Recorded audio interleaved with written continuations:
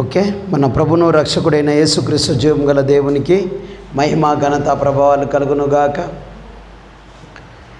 నహోము గ్రంథము 1వ అధ్యాయము 6వ వచనం. నహోము గ్రంథము 1వ అధ్యాయము 6వ వచనం.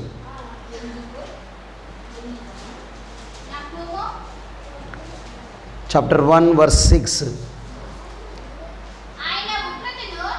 ఆయన ఉగ్రతను సహింపగలవాడెవడు?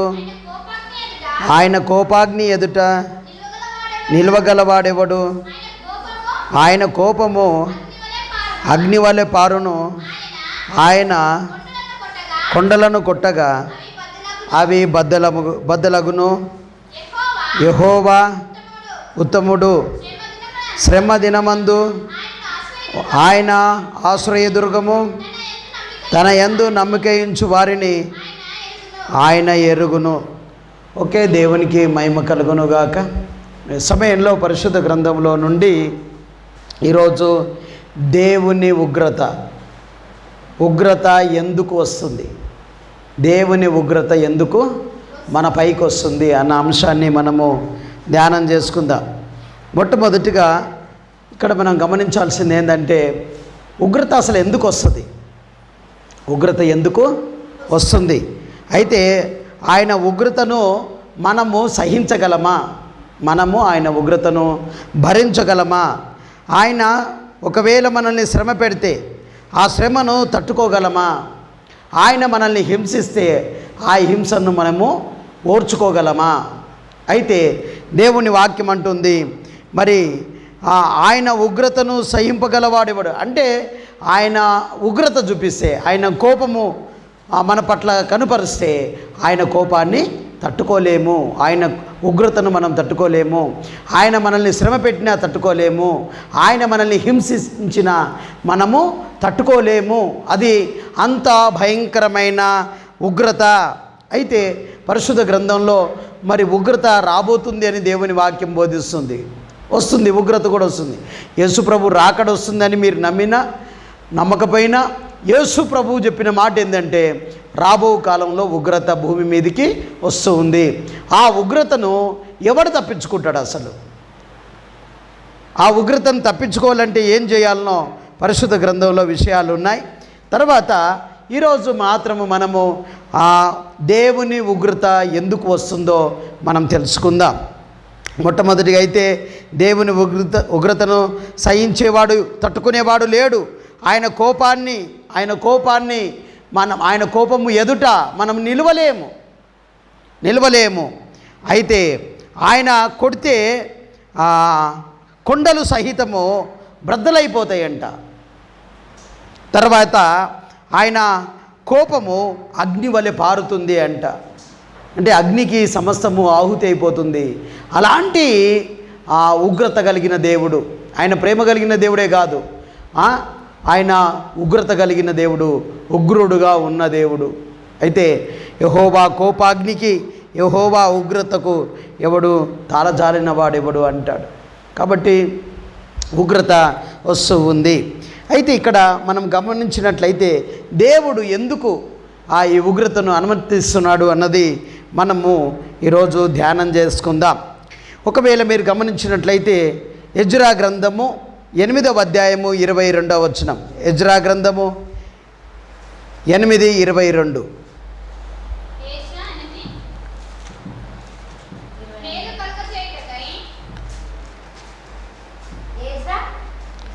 Eighth chapter 22 verse. మేలు కలగజేయుటకై ఆయనను ఆశ్రయించు వారందరికీ మా దేవుని హస్తము తోడుగా ఉండును గాని ఆయన హస్తమును, ఆయన ఉగ్రతయు ఆయనను విసర్జించు వారందరి మీదికి వచ్చునని మేము రాజుతో చెప్పియుంటిమి గనుక మార్గమందున శత్రువుల విషయమై మాకు సహాయము చేయనట్లు కాలుబలమును రౌతులను రాజునొద్ద కావాలని మనవి చేయుటకు సిగ్గు నాకు తోచెను. ఇక్కడ మనం గమనించినట్లయితే ఎవరి మీదికి ఉగ్రత వస్తుంది, దేవుని కోపము ఎవరి మీద రగులుతుంది, ఎవరిని ఆయన శిక్షించబోతున్నాడంటే ఇక్కడ రాసిన మాట ఏందో తెలుసా? దేవుణ్ణి విసర్జించిన వారి మీదికి దేవుని ఉగ్రత రాబోతుంది.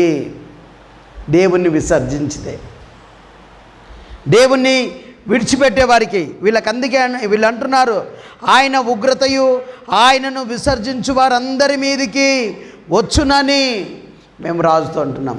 దేవుణ్ణి విసర్జించేవారుగా ఉండొద్దని దేవుడు కోరుకుంటున్నాడు.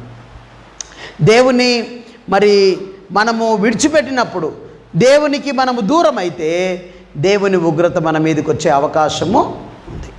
కాబట్టి ఇక్కడ మనం గమనించినట్లయితే చాలామంది ఇప్పుడు దేవునితో సంబంధం తెంపుకొని వారి వారి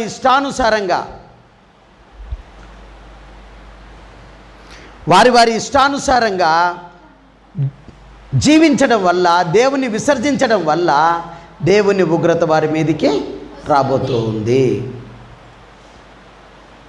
ఇక్కడ ఏమన్నాడంటే, ఇజ్రాయేలీలు దేవుణ్ణి విసర్జించడం వల్ల అనేక పర్యాయాలు దేవుడు వాళ్ళను చెరక్కి అప్పగించాడు. కొన్నిసార్లు దేవుడు వారిని మరి శత్రు రాజులకు అప్పగించి వారిని బానిసలుగా అమ్మివేసుకున్నట్టు దేవుని వాక్యం చెప్తుంది అన్నట్టు. దేవుణ్ణి విసర్జించొద్దు, కానీ ఇజ్రాయేలీలు దేవుణ్ణి విసర్జించారు. సజీవుడు నిజమైన దేవుడైన యేసు ప్రభువును వారు విసర్జించినట్టు దేవుని వాక్యము మనకు బోధిస్తుంది. వాళ్ళు విసర్జించారు. కాబట్టి మనమందరం కూడా దేవుని విసర్జించేవారుగా ఉండొద్దు. దేవునికి మనమందరం కూడా సమీపస్తులుగా ఉండాలి. దేవునితోనే మనం ఉండాలి. మేలు కలగజేయుటకై ఆయనను ఆశ్రయించు వారందరికీ మా దేవుని హస్తము తోడుగా ఉండును. ఎందరైతే ఆయనను విసర్జించకుండా ఆయనతో ఉంటారో దేవుడు వాళ్ళతో ఉంటాడు. దేవుని కరుణాహస్తం వారికి తోడుగా ఉంటుంది.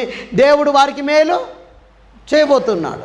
ఆయనతో ఉంటే మేలు, కానీ ఆయనను విసర్జిస్తే మాత్రం దేవుని ఉగ్రత దిగుతుంది. దాన్ని నీవు తట్టుకోలేవు, దాన్ని నీవు గెలవలేవు. కాబట్టి మనమందరం కూడా దేవుణ్ణి విసర్జించక దేవునితో మనం ఉండాలి. దేవుడు మనతో ఉంటాడు. ఆయన కరుణాస్తం మనకు తోడుగా ఉంటుంది. అంతేకాదు దేవుడు మనకు సహాయము చేస్తాడు. రైట్. మరొక మాట, కీర్తన 78:44.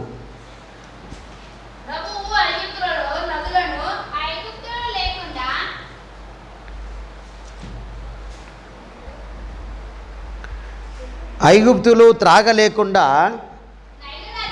నైలు నది కాలువలను, వారి ప్రవాహ జలములను ఆయన రక్తముగా మార్చును. ఆయన వారి మీదికి జోరీగులను గుంపులుగా విడిచెను. అవి వారిని తినివేసెను. కప్పలను విడిచెను. అవి వారిని నాశనము చేసెను. ఆయన వారి పంటను చీడ పురుగులకిచ్చెను. వారి కష్టఫలములు మిడతలకు అప్పగించెను. వడగండ్ల చేత వారి ద్రాక్ష తీగలను, ఇమము చేత వారి మేడి చెట్లను ఆయన పాడు చేసెను. వారి పశువులు వడగండ్ల పాలు చేసెను. వారి మందలను పిడుగుల పాలు చేసెను. ఇక్కడ దేవుని ఉగ్రత మనం చూస్తూ ఉన్నాం. ఎవరిపైన వచ్చింది ఈ ఉగ్రత అంటే, అక్కడ మనం గమనించినట్లయితే మరి శత్రువులు, దేవునికి విరుద్ధంగా లేచిన ఐగుప్తుల మీదికి, దేవునిపై తిరగబడిన వారికి దేవుని ఉగ్రత వారి మీదికి వచ్చింది. నేను రాజును అనుకున్నాడు, నాకు ఎదురేముంది అనుకున్నాడు. కానీ ఇక్కడ ఐగుప్తు దేశము యావత్తు మీదికి దేవుడు తన ఉగ్రతను ఆయన కుమ్మరించాడు. ఎలా కుమ్మరించాడంట? మొట్టమొదట నీళ్ళు త్రాగకుండా ఆ నైలు నదిని ఏం చేసిండు? రక్తముగా మార్చేసిండు. తర్వాత అందులో ఉన్న జీవరాశులు, చేపలన్నీ కూడా చచ్చిపోయి అవి కంపు కొట్టినాయి, దుర్వాసన వచ్చేసింది. దేవుని ఉగ్రత వారి మీదకి దిగింది. కప్పల చేత వారిని బాధపరిచాడు, చీరపురుగుల చేత బాధపరిచాడు, మిడతల చేత బాధపరిచాడు, వడగండ్ల చేత బాధపరిచాడు, హిమము చేత బాధపరిచాడు, వడగండ్ల చేత బాధపరిచాడు. పిడుగులు అంటే అగ్ని అన్నమాట, అవి కూడా పడి అనేకులు సంహరింపబడ్డారు. ఎవరి మీదకి దేవుని ఉగ్రత వస్తుందంటే దేవుని విసర్జించిన వారికి దేవుని ఉగ్రత వారి మీదకి వస్తుంది. రెండవది ఇక్కడ మనము గమనించినట్లయితే దేవునిపై తిరగబడిన వారి మీదకి దేవుని ఉగ్రత వస్తుంది. వాళ్ళు తినలేరు, ప్రశాంతంగా నిద్రపోలేరు, సుఖజీవము గడిచిన సంవత్సరాలు వారు అనుభవించకుండా దేవుడు ఐగుప్తీయులను తన ఉగ్రతతో వాళ్ళను ముంచివేశాడు. చివరికి ఎవరైతే ఇంకా తరమాలని సంహరించాలనుకున్నారో వాళ్ళని తీసుకొచ్చి ఎర్ర సముద్రంలో చంపేసేసాడు. కాబట్టి దేవుని ఉగ్రతకు నువ్వు తాళజాలవు, నువ్వు తట్టుకోలేవు, నువ్వు నిలవలేవు. కనుక దేవునిపై తిరగబడొద్దు, దేవుని మాటకు ఎదురు మనము తిరగకూడదు. అప్పుడు దేవునిపై తిరగబడితే మహోగ్రత నీ పైకి వచ్చే అవకాశం ఉంది. కాబట్టి ఇజ్రాయేలీయులు మరి ఒక మాట చూడండి, 49వ వచనము, ఆయన ఉపద్రవము కలగజేయు దూతలను సేనగా తన కోపాగ్ని ఉగ్రతను మహోగ్రతను శ్రమను వారి మీద విడిచెను. మహోగ్రత అంటాడు, మామూలు ఉగ్రత కాదు, భయంకరమైన ఉగ్రత ఐగుప్తుల మీదికి వచ్చింది. వాళ్ళు తట్టుకోలేదు. చివరికి ఎంత భయంకరమైన పరిస్థితి ఐగుప్తులు ఏర్పడిందంటే ప్రతి ఇంట్లో మరి జ్యేష్ఠులు చనిపోయారు. ఎంతమంది ఉంటే అంతమంది చనిపోయారు, ఎంతమంది. కానీ ఒక వాక్యం బైబిల్లో ఏమంటుందంటే శవము లేని ఇల్లు ఒకటి కూడా లేదు. అంటే ప్రతి ఇంట్లో జ్యేష్ఠులు ఉన్నారు, ఎంతమంది ఉంటే అంతమంది చనిపోయారు. కాబట్టి దేవుని ఉగ్రత ఏం చేస్తుందో తెలుసా? నీవు దేవునికి లోబడకపోతే మరణము తీసుకొస్తుంది. ఇంట్లో మరణం కలుగుతుంది, ఏడుపు కలుగుతుంది, దుఃఖం కలుగుతుంది. కాబట్టి మరణం కలగకుండా ఉండాలి అని అంటే దేవునిపై తిరుగుబాటు చేయకూడదు. దేవుని యొద్దకు దేవుని విసర్జించిన వారి మీదకి దేవుని ఉగ్రత వచ్చింది. దేవునిపై తిరగబడితే దేవుని ఉగ్రత వారి మీదకి వచ్చింది. మూడవ మాట జెఫన్యా గ్రంథము, జెఫన్యా 2:2. జెఫన్యా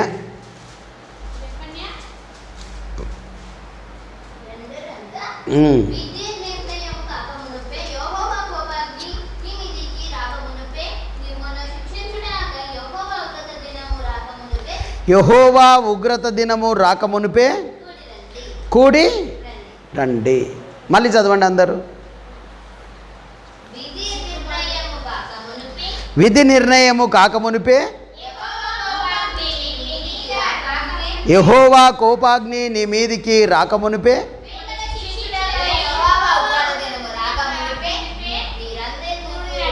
మీరందరూ. ఇక్కడ దేవుని యొద్దకు రాకపోతే దేవుని ఉగ్రత, దేవుడు అంటున్నాడు రండి, దేవుని ఉగ్రత మీ మీదికి రాకమునిపే మీరు రండి అని అంటే, నేను రాను అని దేవుని దగ్గరికి రాకపోతే మాత్రం ఎవరు రారో వారి మీదికి దేవుని ఉగ్రత దిగబోతుంది. నేను రాను, నా ఇష్టం, నేను రాను, నేను ఇంట్లోనే ఉంటా, నేను నా ఇష్టానుసారంగా జీవిస్తా, తింటా, త్రాగుతా, నా ఇష్టానుసారంగా బ్రతుకుతా, నేను దేవుని దగ్గరికి రాను అని అంటే దేవుడు అంటున్నాడు వారి మీదకి నేను ఉగ్రతను కుమ్మరించబోతూ ఉన్నాను అంటాడు. అయితే ప్రభు సెలవిస్తున్న మాట ఏంటంటే ఇక్కడ విధి మొదటి వచనం కూడా చూడండి, సిగ్గుమాలిన జనులారా కూడి రండి, పొట్టు గాలికి ఎగురునట్లు సమయము గతించుచున్నది, విధి నిర్ణయము కాకమునిపే యెహోవా కోపాగ్ని మీ మీదికి రాకమునిపే మిమ్మల్ని శిక్షించుటగా యెహోవా ఉగ్రత దినము రాకమునిపే కూడి రండి.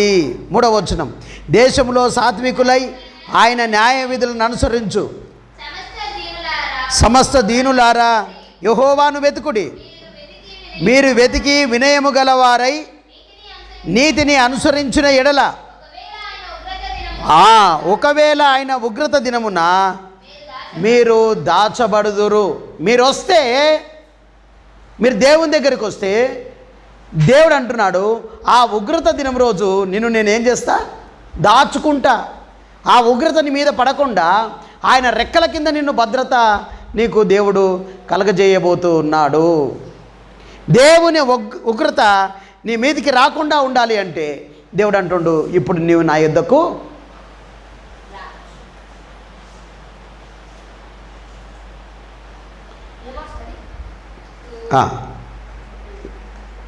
దేశములో సాత్వికులైన ఆయన న్యాయ విధులను అనుసరించుచు సమస్త దీనులారా యెహోవాను వెతుకుడి.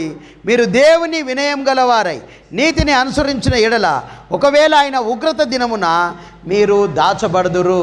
ఉగ్రత దినం నువ్వు దేవుని దగ్గరికి వస్తే, దేవునితో నీవు సహవాసము కలిగి ఉంటే, ఆయనతో అనుబంధం కలిగి నీవు ఉంటే, రాబోవు ఉగ్రత నుండి దేవుడు నిన్ను రక్షించబోతున్నాడు.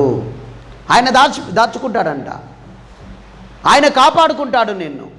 కాబట్టి నీ మీదికి దేవుని ఉగ్రత రాకుండా ఉండాలి అని అంటే నేను దేవుని దగ్గరికి రావాలి. దేవుడు కోరుకుంటున్నది ఏంటిదంటే, నా యొద్దకు వచ్చి వారిని నేను ఎంత మాత్రమో త్రోసివేయను. ప్రయాసపడి భారం మోయించిన సమస్త జనులారా నా యొద్దకు రండి. ఆయన అంటున్నాడు, నా దగ్గరికి వస్తే నా ఉగ్రత నీ మీద పడకుండా నేను కాపాడుకుంటాను, దాచుకుంటాను, నిన్ను భద్రపరుచుకుంటాను. నా ఉగ్రతకైతే నువ్వు తట్టుకోలేవు, కానీ నీవు నా దగ్గరికి వస్తే నేను మాత్రం నిన్ను కాపాడుకుంటాను, రక్షిస్తాను అంటాడు. మొదటి అధ్యాయము జెఫన్యా 1:18 వచనం. యెహోవా ఉగ్రత దినమున తమ వెండి బంగారములు వారిని తప్పింపలేకపోవును. రోషాగ్ని చేత భూమి అంతయు దహింపబడును. హఠాత్తుగా ఆయన భూనివాసులందరినీ సర్వనాశనము చేయబోచున్నాడు.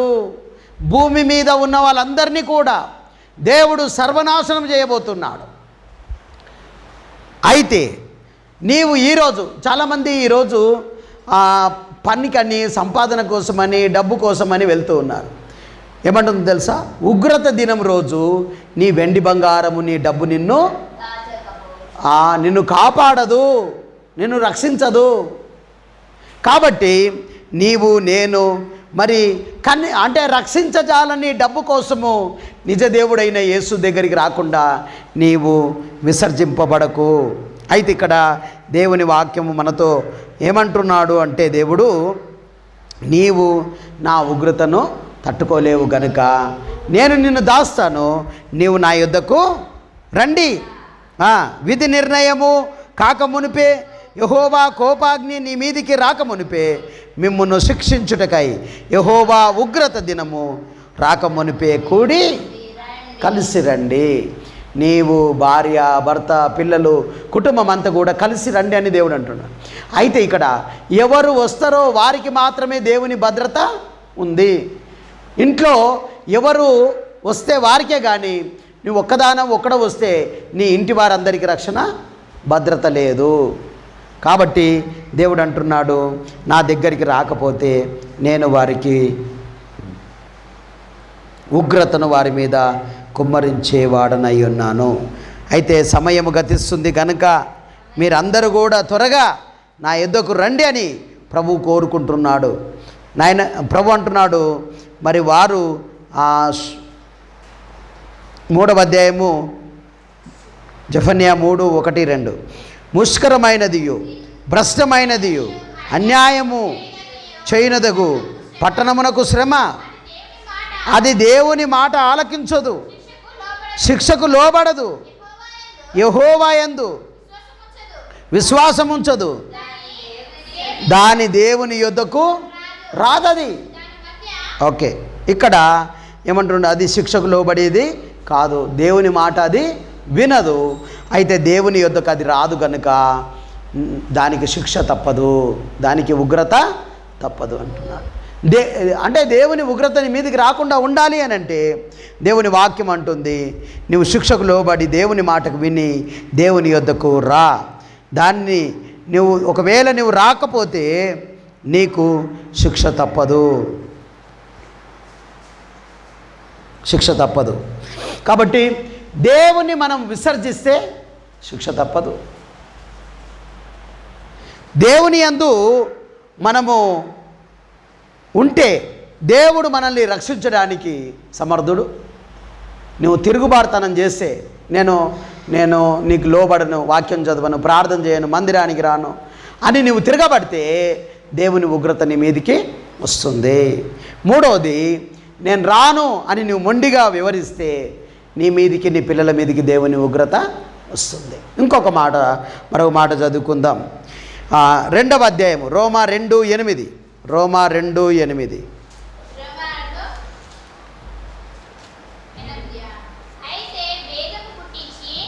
అయితే భేదము పుట్టించి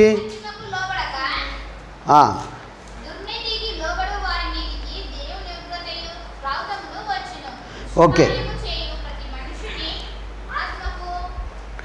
అయితే భేదములు పుట్టించి సత్యమునకు లోబడక దుర్నీతికి లోబడు వారి మీదికి దేవుని ఉగ్రతయు రౌద్రమును వచ్చును.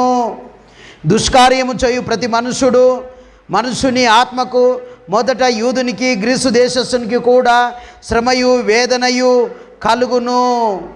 ఇక్కడ దేవుడు సెలవిస్తుంది ఏందో తెలుసా? దేవునికి లోబడని వారి మీదికి, దేవుని తాళాలు తీసుకోండి.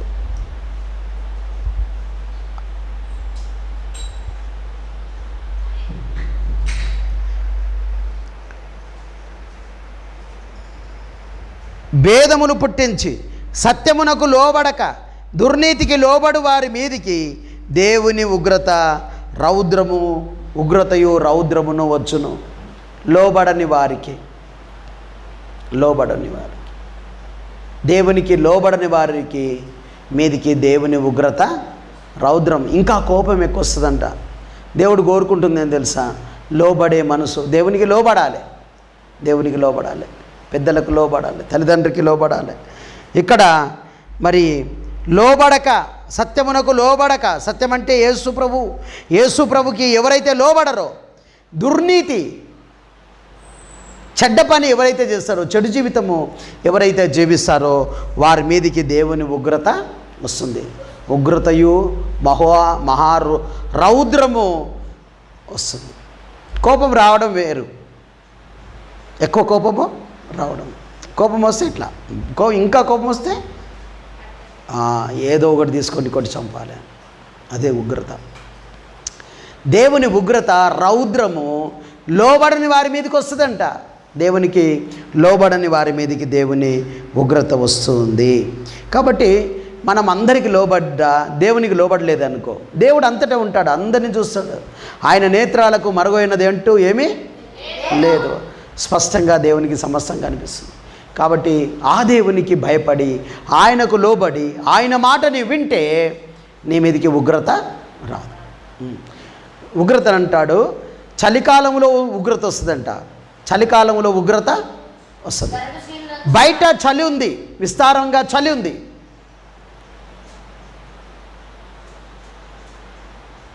బయటకు వస్తే చలికి మంచుకు గడ్డ కట్టుకొని చచ్చిపోయే అవకాశం ఉంది. దేవుని ఉగ్రత చలికాలమందైనను విశ్రాంతి దినమందైనను రాకుండా ఏం చేయాలంటాడు? ప్రార్థన చేయాలంట. ఆ ఉగ్రతను నువ్వు తట్టుకోలేవు కనుక ఏం చేయాలి? ఆ ఉగ్రత దినాలు కొద్ది వగుటకు నీవు ప్రార్థన చేయమనే ప్రభు సెలవిస్తున్నాడు. కాబట్టి ఇక్కడ మరి దేవుని యొద్దకు నువ్వు రాకపోయినా దేవుని ఉగ్రత వస్తుంది, దేవునికి లోబడకపోయినా దేవుని ఉగ్రత నీ మీదికి వచ్చే అవకాశము. మనం ఎవరిని తప్పించుకున్నా దేవుణ్ణి తప్పించుకోలేము, దేవుని ఉగ్రత మనము తప్పించుకోలేము. మీరు సొదొమ గొమొర్రా ప్రజలు, వాళ్ళ మీదికి వాళ్ళు లోబడలేదు దేవునికి, కాబట్టి వాళ్ళ మీదికి దేవుడు అగ్ని వర్షాన్ని, గంధక వర్షాన్ని కురిపించాడు. భూమి ఎంత పరిగెత్తినా భూమి మీదనే పరిగెత్తాడు. ఏరోప్లేన్లో కూడా పోయినా కూడా నువ్వు భూమి మీదనే తిరుగుతుంది, ఇక భూమిని దాటిపోదు. అది ఎందుకు? భూమికి ఆకర్షణ శక్తి ఉంది, భూమిని దాటి ఇంకో గ్రహానికి పోదు. ఒకవేళ పోయినా కూడా నువ్వు ఎక్కడ పోయినా అక్కడ ఆ అగ్ని వర్షాన్ని నీ మీద కుమ్మరించగలడు దేవుడు. నువ్వు ఎవరిని తప్పించుకున్న దేవుణ్ణి. సొదొమ గొమొర్రా మీద అగ్ని వర్షం కురుస్తుంటే ప్రజలు పారిపోతున్నారు. అది మీద అగ్నివర్షం మీద పడుతూ ఉంటే ఎక్కడ పడ్డా ఎడ పడుతుంది? భూమి మీదనే. వాళ్ళు ఎక్కడ పరిగెత్తుతారు? భూమి మీదనే పరిగెత్తుతారు. కాబట్టి దేవుని ఉగ్రతను నీవు తప్పించుకోలేవు. కాబట్టి అక్కడ అంటున్నాడు, వాళ్ళు ఆ మహారౌద్రమును తప్పించుకోలేదు, పారిపోయి ఎంత ఉరికినా. మీకు సంఖ్యాకాండము 16వ అధ్యాయములో కోరహు, దాతాను, అభిరాము అనే ముగ్గురు వాళ్ళ కుటుంబీకులు వాళ్ళందరూ కూడా మోసే మీద తిరుగుబడతారు. దేవునికి కోపం వస్తుంది. భూమి నోరు తెరిచి కోరహును, దాతాను, అభిరామును వారి సమస్త సాంపాద్యమును మృంగివేశాను. సంఖ్యాకాండం 16:32లో భూమి నోరు తెరిచి మింగిందంట. ఒకవేళ నువ్వు ఎక్కడ పరిగెత్తుతావు? ఏడ పరిగెత్తినా భూమి ఆడ ఉంటుంది. నువ్వు ఏడుంటావు ఆడ భూమి నోరు తెరిచి నిన్ను మృంగేస్తుంది. కాబట్టి దేవుని ఉగ్రత నీ మీదికి రాకుండా ఉండడానికి నీవు దేవునికి లోబడి ఉంటే దేవుని ఉగ్రత నీ మీదికి రాదు. మరొక విషయాన్ని మనం చదువుకుందాం. ఎఫెసీయులకు రాసిన పత్రిక 2వ అధ్యాయము 3వ వచనం. ఎఫెసీయులకు రాసిన పత్రిక 2:3. వారితో కలిసి మనమందరమును శరీరము యొక్కయు మనసు యొక్కయు కోరికలను నెరవేర్చుకొనుచు మన శరీరాశలను అనుసరించి మునుపు ప్రవర్తించుచు కడమవారి వలె స్వభావ సిద్ధముగా దైవోగ్రతకు పాత్రులమై ఉంటిమి. ఇక్కడ ఎవరి మీదికి దేవుని ఉగ్రత వస్తుంది అని అంటే ఏమనుంది? శరీరము యొక్కయు మనసు యొక్కయు కోరికల చొప్పున జీవించే వారి మీదికి దేవుని ఉగ్రత వస్తుంది. శరీరము అన్నాడు. శరీరానికి ఏం కావాలి? భోజనం, అవునా? నిద్ర. దేవుని కంటే ఎక్కువ శరీరాన్ని ప్రేమించిన దేవుని ఉగ్రత నీ మీదికి దిగుతుంది. కాబట్టి శరీరము యొక్కయు మనసు యొక్కయు, మనసుకు కూడా ఎన్నో కోరికలు కదా.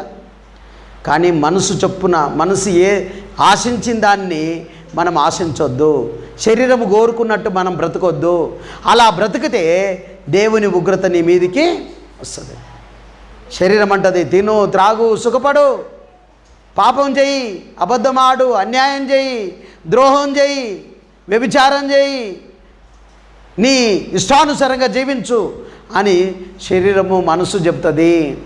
కోరికలు, చెడ్డ కోరికలు, ఆ కోరికల చొప్పున నీవు నడిస్తే దేవుని ఉగ్రత నీ మీదకి దిగుతుంది. నీ శరీరం ఏం చెప్తే అట్లా బతుకుతున్నావేమో, నీ కోరికల చొప్పున నీవు జీవిస్తున్నావేమో, కానీ దేవుడు ఉగ్రత నీ మీదికి దిగుతుంది. అందరికి తెలియకపోవచ్చు నేను ఎలా బ్రతుకుతున్నా, ఎలా జీవిస్తున్నా, ఎలా నడుస్తున్నా, నా కోరికలు, నా తలంపులు, నా మనసు దేవునికి తెలుసు. అరితిగానే నీ మీదికి దేవుని ఉగ్రత రావద్దు అంటే నేను చేయకూడదు ఏంటంటే శరీరానుసారంగా బతకొద్దు, మనసు దాని కోరికల చొప్పున నెరవేర్చొద్దు. అలా ప్రవర్తిస్తే వారి మీదికి దేవుని ఉగ్రతకు పాత్రులమై ఉంటిమి. మనం దేవుని పిల్లలం, కానీ దేవుని ఉగ్రత మన దగ్గరనే ప్రారంభం కావద్దంట. దేవుడు శిక్షించేది పిల్లల దగ్గరనే స్టార్ట్ చేస్తే మరి బయటి వాళ్ళ సంగతి ఏంటి అంటాడు. శిక్ష బయట నుంచి రావాలి కానీ ఇంటి వారికి కాదు. శరీరం, మనసు కోరికల ప్రకారం జీవిస్తే దేవుని ఉగ్రత దిగుతుంది. మొట్టమొదట నేను అంటున్నాను, ఈ ఉగ్రత శరీరానికి రోగాలు, శరీరానికి అనారోగ్యం వస్తుంది. ఆ తర్వాత మానసికంగా ఒత్తిడి వస్తుంది. తర్వాత దేవుడు మొత్తిన తర్వాత భూమికి, ఆకాశానికి మరి దూరమై నిత్య నరకాగ్నికి వెళ్ళిపోతాం.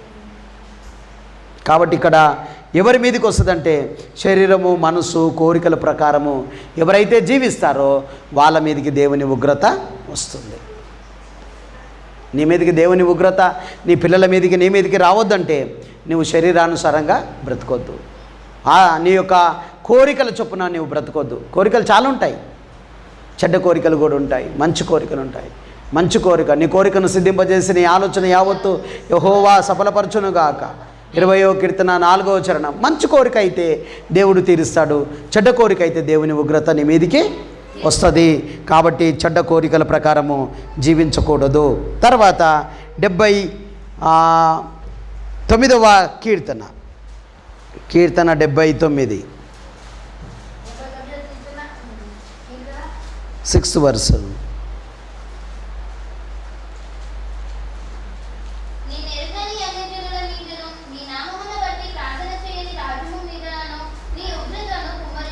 నిన్ను ఎరగని అన్యజనుల మీదను నీ నామమును బట్టి ప్రార్థన చేయని రాజ్యముల మీదను నీ ఉగ్రతను కుమ్మరించుము. ఎవరి మీదకి ఉగ్రత వస్తుందంట? హల్లెలూయా, హల్లెలూయా, హల్లెలూయా. నిన్ను ఎరగని అన్యజనుల మీదకి దేవుని ఉగ్రత వస్తుంది. ప్రార్థన చేయని వారి మీద కూడా ఉగ్రత వస్తుందంట. నేను ప్రార్థన చేయను అని అంటే ఏమొస్తుంది? అగ్ని వచ్చి కురుస్తుందో, లేకపోతే ఖడ్గం వచ్చి నరుకుతుందో, లేకపోతే నీ చుట్టూ లావా వచ్చి నేను కాలుస్తుందో ఎవరికి తెలుసు? నీ పైనుంచి అగ్ని వర్షము, గంధక వర్షము పడి నువ్వు కాలుతావో తెలియదు. ఎర్త్క్విక్ కూడా రావచ్చు, ఏమన్నా రావచ్చు, ప్రళయాలు రావచ్చు, ఉగ్రత రావచ్చు. అయితే ప్రార్థన చెయ్యను నేనంటే వాళ్ళకి ఏముందంట? ఉగ్రత ఉంది. చెయ్యని వారి మీదకి, వాక్యం చదవని వారికి, దేవుని సన్నిధికి రానేని వారి మీదకి, నేను ప్రార్థన కలిగి ఉండని వారి మీదకి దేవుని ఉగ్రత దిగే అవకాశము ఉంది. చాలామంది ప్రార్థన చేయరు, కనీసం భోజనం చేసేటప్పుడు కూడా చేయరు. కానీ దేవుడు అంటుంది, ఎవడు ప్రార్థన చేయడో వాని మీదకి ఏం దిగుతుంది? ఉగ్రత దిగుతుంది. ఉగ్రత దిగుతుంది, వాళ్ళని కాల్చేస్తుంది. కాబట్టి కాలి నువ్వు బూడిద కావద్దు అంటే తప్పకుండా ప్రార్థనా జీవితాన్ని ఖాళీగా ఉండాలి. బైబిల్లో అయితే తక్కువలో తక్కువ యూదులు 3 పర్యాయాలు ఫర్ డే చేస్తారు. ఉదయము, మధ్యాహ్నము, సాయంత్రం 3 సార్లు ప్రార్థన చేస్తారు. కాబట్టి మనం కూడా ప్రార్థన చేస్తే దేవుని ఉగ్రత మన మీదికి రాదు. నేను ప్రార్థన చెయ్యను అని అంటే దేవుని ఉగ్రత మన మీదికి వచ్చేస్తుంది. మీరు అర్థం చేసుకోవాలి. ఇక నేను ప్రార్థన చేయనంటే నా మీద ఏముంటుంది? ఉగ్రత ఉంటుంది. ఉగ్రత తప్పించుకోవాలి అని అంటే ప్రభువా యేసయ్యా నన్ను రక్షించు, నన్ను కాపాడు అని అంటే అట్టి వారిని దేవుడు కాపాడే దేవుడు అయి ఉన్నాడు. ఇంకొక మాట చదువుకొని మనము ముగించుకుందాం. మత్తయి సువార్త 3వ అధ్యాయము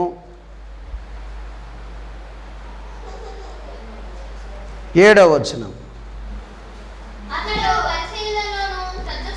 అతడు పరిసయ్యులను